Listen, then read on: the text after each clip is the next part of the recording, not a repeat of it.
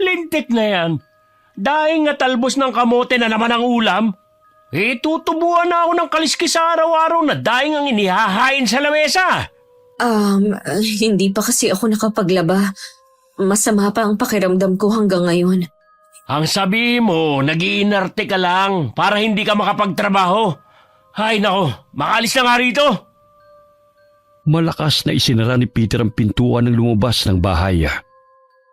Hindi man lamang ito nag-alala sa kalagayan ng asawang may sakit at dumiretso na ito sa tindahan kung saan naroon ang mga kaibigan nitong nagiinuman. Oh, tumagay ka na muna pare. Mukhang pasa mo na naman ang mundo eh. Ay nako, sinabi mo pa. Wala na talagang maganda nangyayari sa buhay ko. Kundi kamalasan at puro problema na lang. Maikli lang ang buhay pre. Kaya magpakasaya ka hanggat kaya mo. Ano ako sasaya kung puro paghihirap na lang ang nararanasan ko? Nawalan pa ako ng trabaho na magtanggal si foreman ng tao. Paano hindi ka matatanggal? Kung hindi ka naabutan na tulog sa oras ng trabaho, madalas kang nakatunganga. Ang sabihin mo, may pinapaboran talaga yun. Kung hindi lang ako nakapagtimpe, baka naupakan ko pa si. Uminom ka na para kahit papaano mo wala na yung problema mo. Napadaan si Janet sa tapat ng tindahan at matalim itong nakatingin kay Peter.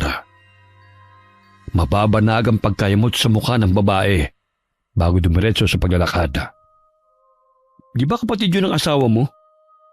Mas maganda siya kaysa kay Maricel Sa totoo lang, yan si Janet ang gusto ko eh. Kaya lang, napakapihikan. Binasted na agad ako nang sabihin ko sa kanya ang totoo kong nararamdaman. Pero may gusto sa akin si Maricel eh. Kaya siya na lang ang inasawa ko. Inasawa o pinapahirapan mo? Pareho. Habang nagsasaya si Peter, ay ganun na lang ang pagtitiis ni Maricel sa asawa na siyang kinaiinisan ni Janet sa kapatid. Habang nakaratay ka sa higaan, yung asawa mo nasa inuman. Nakainom ka na ba ng gamot, ate? Hindi pa nga eh. Naubos na kasi ang binili ko kaninang umaga. Bakit kasi hindi mo pa hiwalayan ng lalaking yun? Sinabi ko na sa'yo noon pa na sakit lang siya sa ulo, pero tinanggap mo pa rin siya. Mahal ko siya, Janet. At ama siya ng mga anak ko. Ayokong maranasan ang mga anak kong naranasan natin noon na ang maghiwalay ang ating mga magulang. Gusto kong magkaroon sila ng buong pamilya. Tumahimik na lamang sa pagsasalita si Janet, ngunit hindi niya naikubli ang inis. Habang pinupunasan niya ng bimpo ang katawan ni Maricela, ay napansin niya mga pasa sa braso ng kapatid. Hanggang ngayon sinasaktan ka pa rin ni Peter? Hindi pa ba siya tumitigil kahit na inireklamo ko na siya sa barangay noon? Huwag mo nang pansinin to, Janet. Napisil lang niya ako sa braso kahapon nang madulas ako eh. Ang sabihin mo, nag-uumpisa na naman siyang saktan ka. Wala talagang kadala-dala ang lalaking yon. Ikaw na nga itong nagkakandakuba sa trabaho, tapos siya pa ang may lakas ng loob na manakit? Diyos lang ako, huwag mo na akong alalahanin pa. Humugot ng malalim na buntong hininga si Janet dahil hindi nito masikmura ang kamartiran ng kapatid. Batid nitong hindi lubos na mahal ni Peter ang kapatid sapagkat siya noon ang natitipuhan ng lalaki. Ngunit wala siyang gusto kay Peter at ang atin nitong may pagtingin sa lalaki. Nagulat na lamang siya na mabalitaan mula kay Maricel na buntis na ito noon. Bagamat mula na magsama ang dalawa, ay madalas nitong nakikitang pananakit ng bayaw. Hindi lamang pisikal, kundi maging emosyonal. Hindi ko naman masisisi si Peter kung bakit hanggang ngayon hindi niya ako kayang mahalin katulad ng pagmamahal ko sa kanya. May nangyari lang sa amin noon kaya napilitan siyang pakasalan ako. Ate, sabihin na natin na dahil sa kapusukan ninyong dalawa o lasing lang siya nung time na may nangyari sa inyo. Pero dalawa na ang anak ninyo at ginusto na rin niya yon. Kaya huwag niyang idahilan palagi na pinikot mo lang siya kung bakit siya nagpakasal sa'yo. Ginusto niya rin ng lahat kaya huwag kang magpadala sa panggigil trip niya. Hinaan mong boses mo, natutulog na ang mga pamangkin mo. Dinalhan ko kayo ng groceries. Nagsumbong si Jason sa akin kahapon na madalas wala raw silang baon. Wala pa bang trabaho ang batugan mong asawa? Ang laki ng katawan pero naging palamunin na ah. Napatingin si Janet sa pinto nang biglang bumukas yun.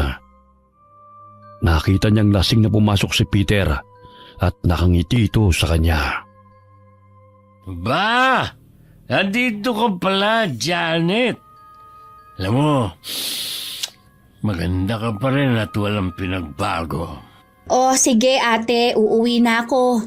Huwag kang pumayag na saktan ka lang ng mga taong walang kwenta ha. May pagkain at gamot na akong binili para sa inyong mag-iina. Hindi yan para sa taong malaki ang katawan pero hindi marunong magtrabaho. Ako ba ang pinariringgan mo, Janet? Eh kung natamaan ka at nasaktan, hindi ko na problema yon. Tumabi ka nga. Hinawakan ng lalaki sa braso si Janet at nakipagtitigan sa babae. Ngunit nilabanan siya nito at walang kurap na matalim na tinitigan ng bayaw. Sa oras na malaman ko pang sinaktan mo ang ate ko at ang mga pamangkin ko, hindi lang sa barangay tayo magkakaharap. Baka sa susunod, hihimas ka na ng rehas. Huwag na huwag mo kong daanin sa kaangasan mo dahil hindi ako natatakot sa'yo. Pinagbabantaan mo ba ako? Pinaaalalahanan lang kita. Hinampas ng isang kamay ni Janet ang kamay ng lalaki na nakahawak sa kanyang braso. Napatras ang lalaki nang sikuhin siya nito sa tiyan. Kahit kailan, may pagkaamaso na talaga ang babae niyan. Ibang-iba siya sa mga babaeng nakilala ko. Kaya ako siya nagustuhan noon eh. At hanggang ngayon. Mula pagkabatay matapang na si Janet. Madalas siyang napagkakamalang tibo kahit na straight siyang babae. Marami nang niligaw sa kanya, ngunit wala pa siyang natitipuhan dahil gusto niyang mag-focus sa trabaho nito bilang coach sa martial arts. Pagkaalis ni Janet ay agad na hinarap ni Peter ang asawa. Ano na naman ba ang pinagsasabi mo sa kapatid mo, ha? Bakit ganun na lang yung kumakapagsalita sa akin? Wala naman akong sinabi sa kanya eh. Nag-alala lang siya nang malaman na may sakit ako. Tsaka dinalhan niya ng pagkain ng mga bata. Wag mo kong sisiraan sa ibang tao ha? Dahil ikaw naglagay ng sarili mo sa ganitong sitwasyon. Alalahanin mo ang araw na pinigot mo ko. Ikaw may kasalanan ng lahat. Hindi kita pinikot. Alam mo yan. Ano hindi? Alam kong ikaw ang may gusto sa akin kahit nililigawan ko ang kapatid mo. Kaya sinamantala mo ang pagkakataong lasing ako para may mangyari sa atin noon. Sa tuwing lasing si Peter ay madalas nitong sinusumbat sa asawa ang pangyayaring yun. Sinampal nito si Maricel nang makita itong umiiyak habang nakatingin sa kanya. Nakakainis yung itsura mo, Maricel. Ewan ko ba kung bakit pa ako pumayag na magpakasal sa'yo? Kinaumagahan. Kahit na hindi pa rin lubusang magaling mula sa trangkaso, ay bumangon na si Maricel upang asikasuhin ang mga anak. Kapwa na sa elementarya na ang mga ito, at sila rin ang nagsusumbong sa kanilang tiyahin tungkol sa pananakit ng ama. Kung gusto niyo pang magpatuloy sa pag-aaral, ayoko nagsusumbong kayo kay Janet. Naiintindihan niyo ba ako? Ako ang ama ng tahanang ito. Kaya akong masusunod. Peter, natatakot ng mga bata. Hinaan mo naman ang boses mo. Wala akong pakialam. Sa oras na magsumbong kayo muli sa tiyahin niyo, malilintikan kayo sa akin. Malakas pa nitong binalibag ang silya sa mesa bago umalis ng bahay. Maluha-luha ang mga mata ni Maricela habang sinasabayan sa almusal ang dalawang anak. Pagpasensyahan niyo na ang tatay niyo mga anak. Mamaya lalamig din ang ulo nun. Pumunta si Peter sa bahay ng kaibigang si Bong para makasama ito sa pinagtatrabuhan nito bilang helper. Mabuti naman naisipan mo na magtrabaho. Bakit? Pagod ka na ba sa kakatambay at pagiging palamunin? Loko ka talaga. Gusto ko lang ipamukha kay Janet na hindi niya ako dapat maliitin. Kaya ko din kumita ng pera, no? Ganyan dapat. Ipakita mo sa kanya na dapat pagsisihan niya pag busted niya sa'yo nun. Yun na nga! Laking pasasalamat ni Maricel at ng mga bata na minsan na lamang umuwi ng kanilang bahay si Peter. Dahil kung saan saang lugar nagde-deliver ang mga ito ng mga produktong pagkain.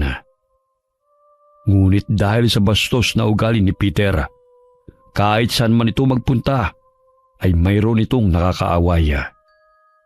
Isa na raw ng matandang lalaki na nakasagutan ito sa karinderya na kanilang pinagkainan. Hoy, tanda! Bakit mo kinuha yung upuan ko? Abay, ako nauna rito, iho. Inilagay ko pa nga ang bag ko sa silya eh. Ngunit nakita ko kanina na inilipat mo sa mesa ang bag ko. Kukuha lamang ako ng pagkain ko eh. Akin na to!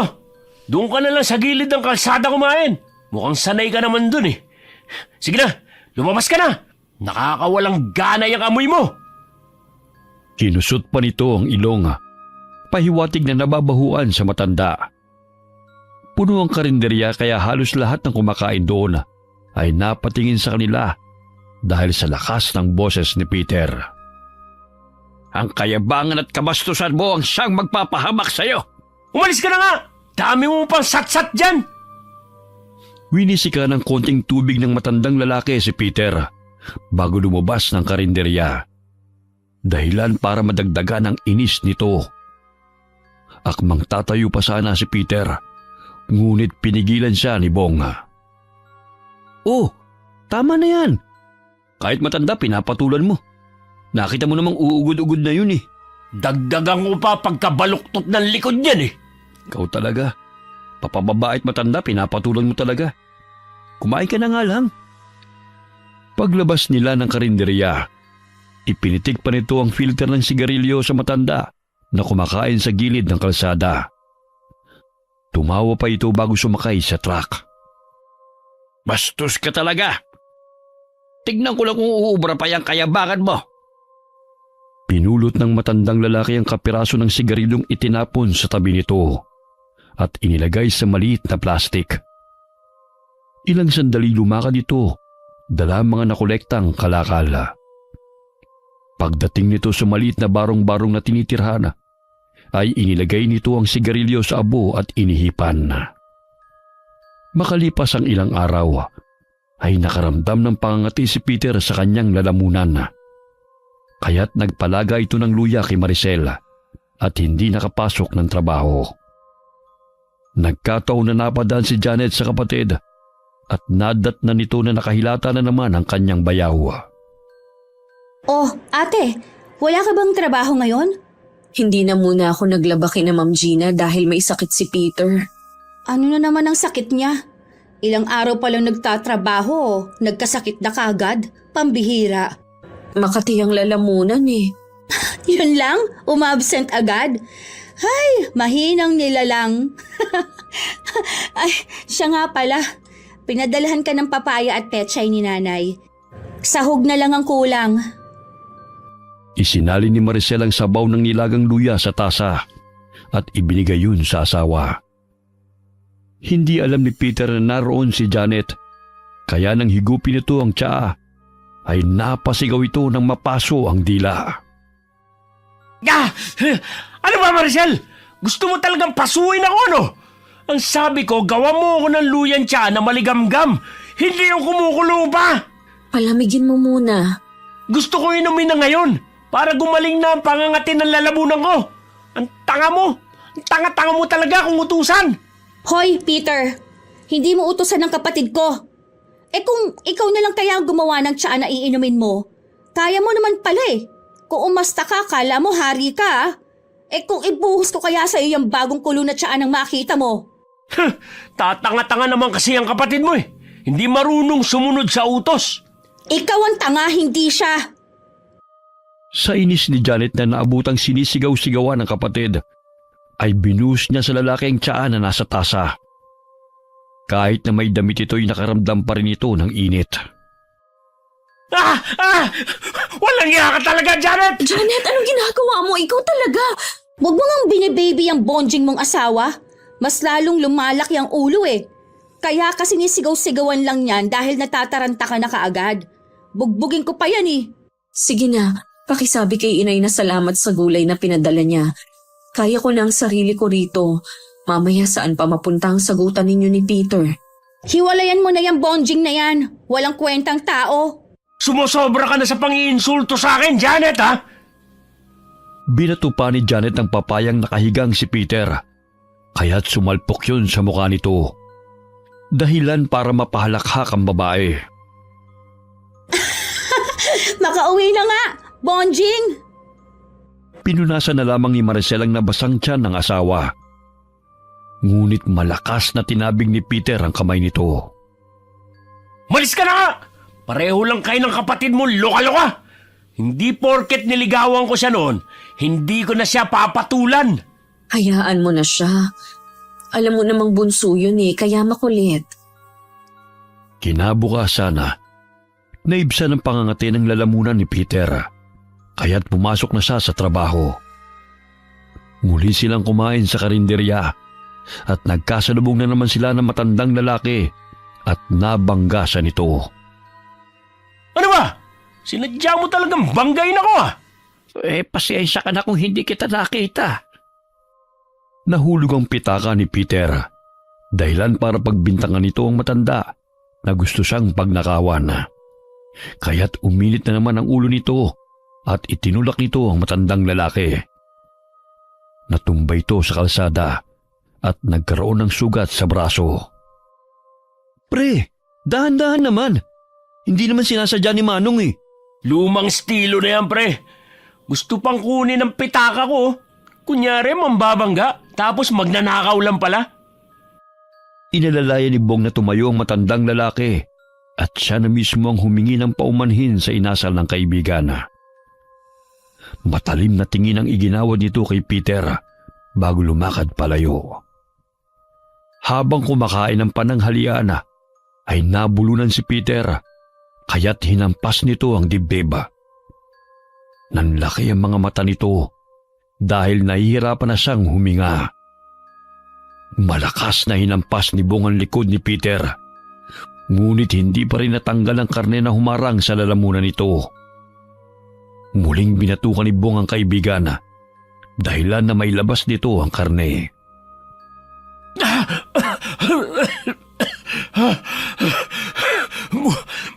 Buhay pa ako? Buhay ka pa, pre. Dahan-dahan naman kasi sa pagkain. Ang ilan sa mga customer ay nabigla sa nasaksihan, ngunit ang ilan naman ay natawa sa sinapit nito. Isa na doon si Lolo na nakatanaw sa kanila mula sa labas ng karinderya. Hindi lamang yan ang aabutin mo.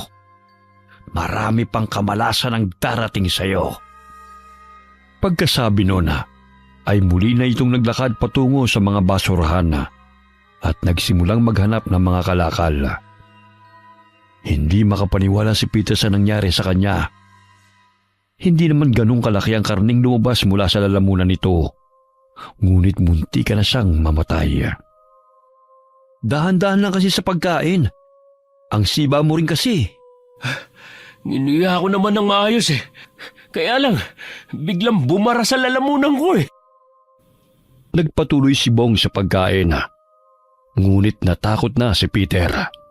Kaya't sabaw na lamang ang kanyang hinigop upang hindi na mabulunan.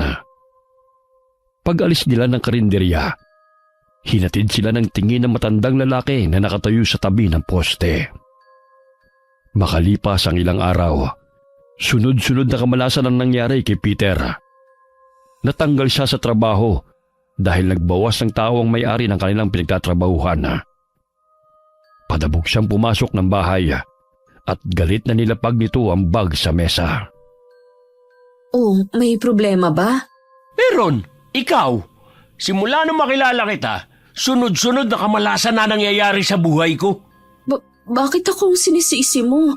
Ano na naman ba ang pinagmulan ng init ng ulo mo? Nawalan ako ng trabaho, buwiset! Lingid sa kaalaman nito na ang sanhi ng kamalasan nito ay kagagawa ng matandang lalaki na kanyang binastos. Hindi lamang sakit ang maibibigay ng isang mangkukulam, kundi maging ang pagharan ng swerte at magandang oportunidad na mangyayari sa buhay ng tao. Muling sumakit ang lalamunan ni Peter, dahilan na uminom na naman ito ng tsaa na gawa sa luya. Bilisan mo ang kumilos, Maricel! Ang kupad mo eh! Ano pa ba ginagawa mo riyan? Tinutulungan ko pa ang mga bata sa paggawa ng assignment nila. Mamaya na nga yan!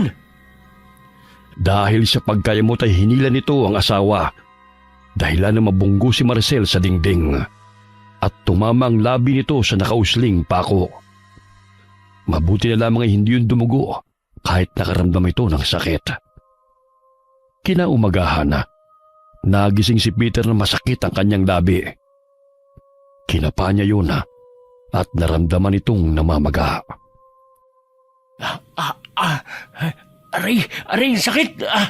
Bakit parang lumaki yata yung bibig ko? Naku, namamagay ang bibig mo, Peter. Wala pa yan kagabi Baka kinagat ka ng ipis. Pigil ang tawa ni Maricel nang makita ang itsura ng asawa. Ilang sandali pumasok ng bahay nila si Janet na nooy may dalang ulam para sa mga pamangkin at kapatid. Oh, ano nangyari sa'yo, bayaw? Parang bagong opera ang bibig mo Buisit! Isa ka ba eh! Bumalik na lamang siya sa kwarto upang magpahinga. Nadagdagan ang pagtataka ni Peter nang makita ang pasa sa kanyang braso. Ngunit hindi nito alam kung paano siya nagkaroon nun.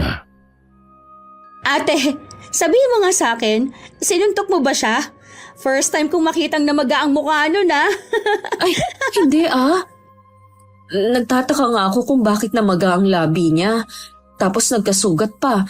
Wala naman yun kagabi nang umuwi siya. Baka palihim mo na siyang ginagantihan. Ayos lang yun. Nararapat lang yun sa kanya. Sige na, aalis na ako. Baka mahuli pa ako sa trabaho. Lingid sa kanilang kaalaman na nag-uumpisa na ang pagpapahirap ng matandang lalaki kay Peter. Halos mamaos ito sa kasisigaw ng maghilamos. Nasalok nito ang sangkatutak na kitikiti na naibuhos nito sa mukha. O anong nangyayari sa'yo? Tignan mo yung tubig! Umiinom ako kanina eh! Parang may mga itim na insekto na sumama sa tubig! Wala naman magpahinga ka na nga ulit. Pagod ka siguro. Tignan mo kasi na mabuti yung tubig! Nandilat ang mga mata nito nang maging malinaw na ulit yun sa kanyang paningin. Maging ang tubig na naroon sa lababo ay walang kitikiti na nakita. Baka namalikmata lang ako. Mabuti pa, kumain ka na ng almusal. Masarap yung kaldereta na ibinigay ni Janet. Huwag na! Baka may lason pa yun! Habang tumatagal ay palala ng palala ang kalagayan ni Peter. Dahilan na maging iritable na naman ito. Napagbubunto na naman ito ang asawa at mga anak. Umiyak ang anak nito nang ibato nito ang baso at tinamaan ito malapit sa mata. Mabuti na lamang hindi ito nagkapasa. Ngunit makalipas ang isang araw, napansin ni Maricel na nagkaroon ng malaking pasa sa mata si Peter. Dahilan na mapansin din yun ni Janet nang mapadaan siya sa bahay ng kapatid. Ate, bakit nagka-black eye si Peter? Mabuti at marunong ka lang lumaban sa kanya. Hindi akong may gawa sa kanya noon, Janet. Ewan ko ba kung anong nangyayari sa kanya. Noong nakaraang araw, nagkasagutan nga kami dahil binato niya ng baso si Jason na tinamaan niya sa mata. Ngunit ang nakapagtataka, hindi man lang nagkapasa kahit alam kong malakas ang pagkakabato niya sa bata. Tapos, siya pa itong nagka-black eye? Nakakatawa naman. Baka naman sinasaktan niya ang sarili niya. Nasa katinuan pa naman siya para gawin niya yun. Natigil sila sa pag-uusap nang marinig ang malakas na palahaw ni Peter. Dali-daling tinungo ni Maricel ang kinaroroonan ng asawa at nadatna na pinapaypayan nito ang dibdib. Anong nangyayari sa'yo? Ang hapdi ng dibdib ko, Maricel. Parang nagtutubig ang balat ko na parang napaso ng mantika. Tapos biglang pumutok at ang hapdi. Ano bang ginawa mo? Bakit ka nagkaroon yan? Hindi ko alam. Pagkagising ko, bigla na lang ako tinubuan ng maliliit na bukol sa dibdib eh. Kailangan na nating magpatingin sa doktor. Baka kung ano na yung sakit mo. Nadidinig ni Janet ang usapan ng kapatid at bayaw. Lihim siyang natuwa sapagkat mula na magkasakit si Peter ay hindi na ito masyadong nananakit kay Maricel dahil tila bata itong umiiyak at humihingi ng tulong sa iniindang sakit. Baka may kumulam sa kanya dahil sa kabastusan niya. Buti nga sa kanya. Para naman guminhawa ang buhay ni ate kapag wala na siya. Magpapaalam na sana si Janet sa kapatid upang umuwi. Nang lumabas ito ng kwarto, akay-akay si Peter. Janet, pwede mo bang tulungan na madala sa ospital tong si Peter? Hindi na kasi normal na pasa at sugat ang nasa katawan niya eh. Mag-aaksaya ka lang ng panahon, ate. Nung nagkasakit ka nga, hinayaan ka lang niyang nakaratay at hindi nga nag-alala sa'yo eh. Hayaan mo siya mamatay. Janet, ama pa rin siya ng mga pamangkin mo. Kaya sige na, tumawag ka na ng tricycle pakiusap. Ama nga siya ng mga pamangkin ko at asawa mo siya. Pero kahit kailan, hindi siya nagpakaama. Buti nga sa kanya yan. Ikaw siguro nagpakulam sa akin, no? Hoy, maghinay-hinay ka sa pamimintang mo sa akin ha? Kung gusto kitang ipakulam, sana noon pa. Karma na yan sa pagiging bastos at mapanakit mo. Nakapamewang pangsinghal ni Janet sa kanyang bayaw. Ngunit patuloy pa rin nakikiusap ang kapatid sa kanya. Kaya't nang may mapadaang tricycle, ay tinawag na lamang ito upang pagbigyan ng kapatid. Itong si ate, napakabait. Hindi naman tama na palagi na lang pairali ng kabaitan dahil nauubos rin. Nagtungo sa ospital sina Maricel at Peter.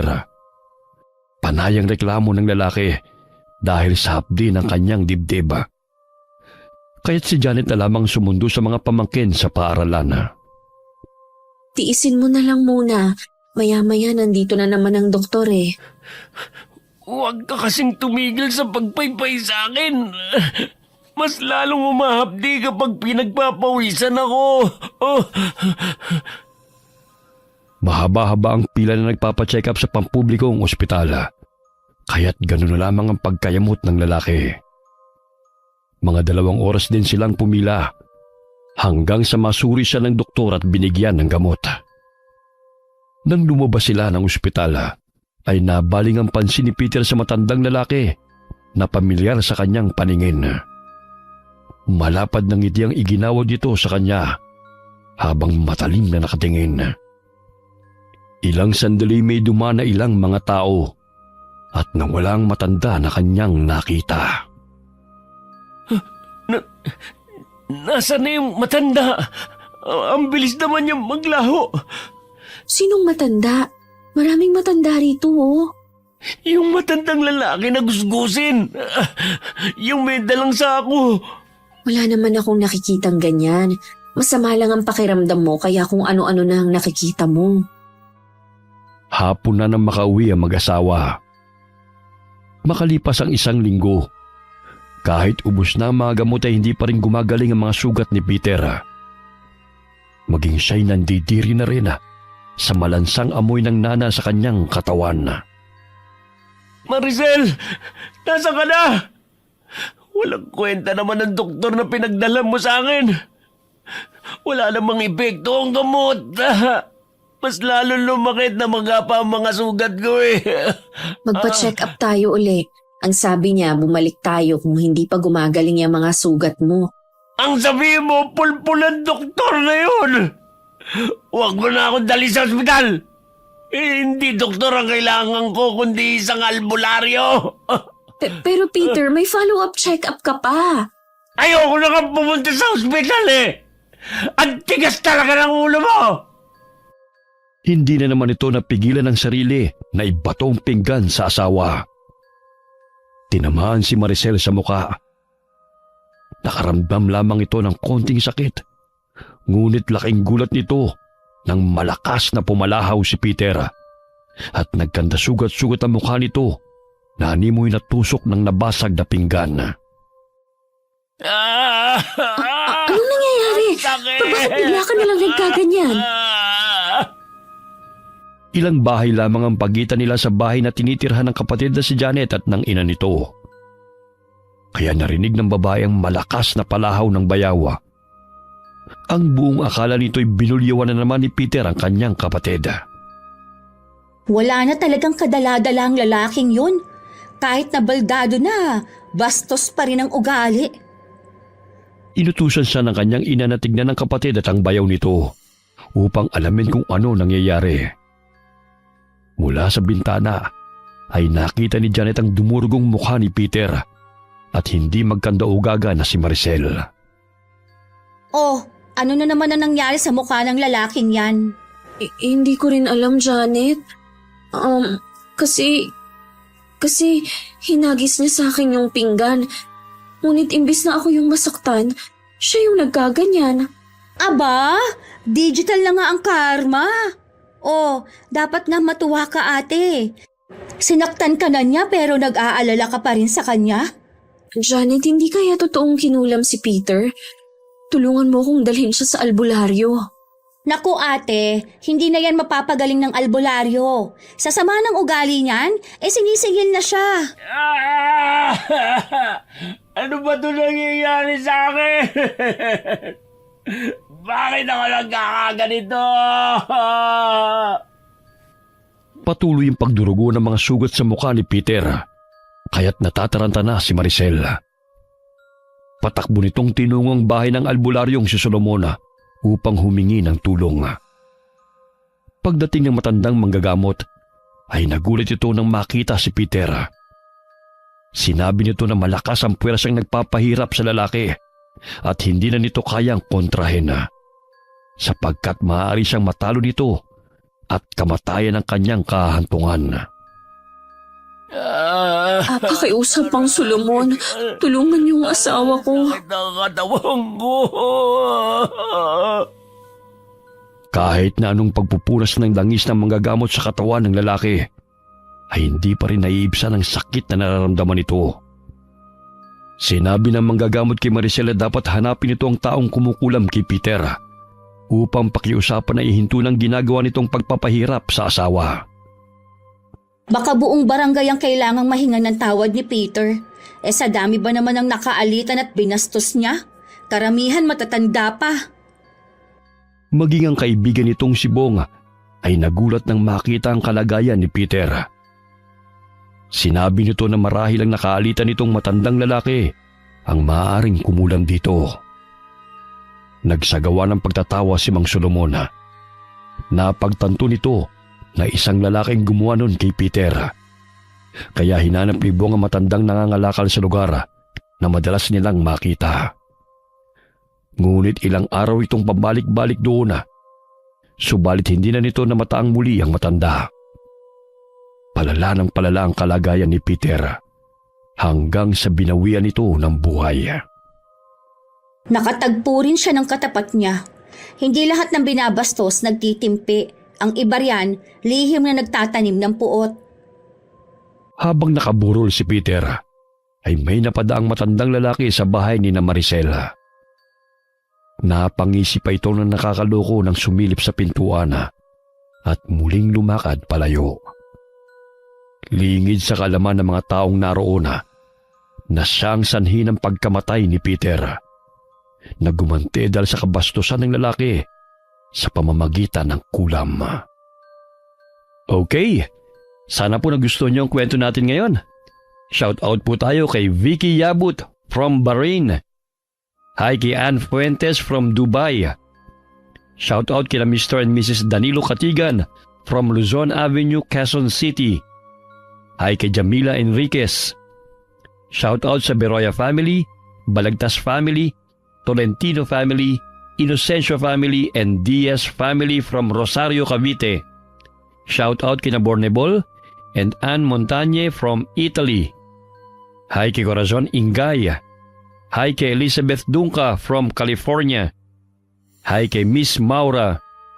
Alright, maraming salamat po sa inyong lahat and God bless all of you.